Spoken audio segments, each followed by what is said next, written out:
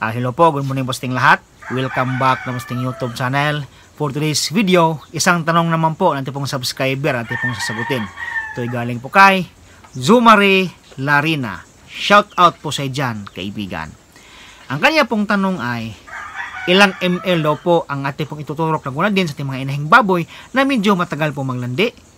So kayo po ay mahilig po sa paglaga ng mga baboy o kahit anong hayop pagkabuhayang agrikultura, mag-subscribe lang kayo sa aking YouTube channel, Ryan Patinio Agri Farming, Family and Kitchen Adventures. So ngayong araw po mga kaibigan, atin pong pag-uusapan kung paano paggamitin yung Gunadin 250.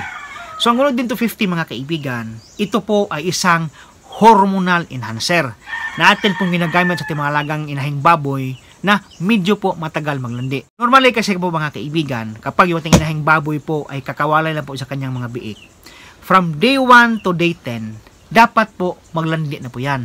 Dapat po mag-standing heat na po yan. At saka dapat din po nabulugan na po yan. From day 1 to day 10 after walay. Day 10 pataas mga kaibigan, kapag hindi pa po siya naglandi, yan po sa mga panahon na yan, pwede po natin turukan ng Gunadin 250 yung ating mga inahing baboy para ma-enhance yung kanyang hormone para maglandi na po siya.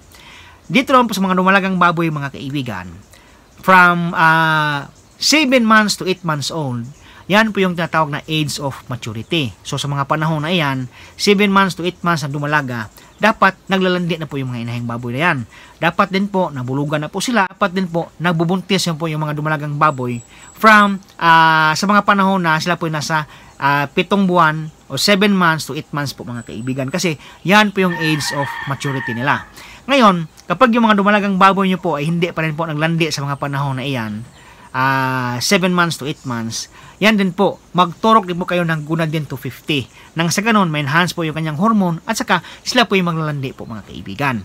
Sa tanong na naman po ating subscriber, doon po sa doses ng Gunadin 250 kung ilang ml ba ang ating ituturok, ang sagot ko po dyan mga kaibigan ay, ubusin nyo po yung isang ampule ng Gunadin 250. Huwag po kayo magtira.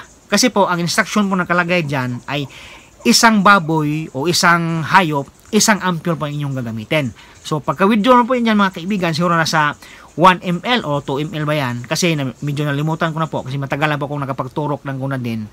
Hindi po yan nalampas ng 2 ml. So, nasa 1 ml or 2 ml na po yung laman ng isang ampule.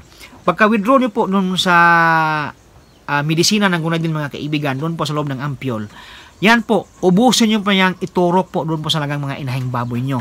Nang sa ganun, pagdating po ng day 2 at day 3, pwede na po silang maglandi. And then pwede po silang mag-standing heat. Kapag sila po nag-standing heat na po sa mga panahon na iyan, pwede na pong pabulugan. Yung iba po kasi, kapag nag-hit po yung mga baboy lang, pagkatapos po tinurukan ng Gunadin 250, ay hindi muna nila sila pinapakastahan. Kaya pong pinapalipas pa po yung mga kaibigan. Another 21 days. So, pwede din po ganun mga kaibigan. Palipasan nyo muna ng 21, palipasan nyo muna yung kanyang paglalandi, and then after 21 days, doon na po kayo magturok ng Gunadin 50. Ang problema, pagdating po ng the next 21 days, kapag hindi po siya maglalandi mga kaibigan, yan din po ang problema natin. So, pili po kayo kung saan po nyo gusto magturok. Turukan nyo agad after 2 to 3 days kapag nag-standing heat, pwede din pong turukan ng Gunadin 250.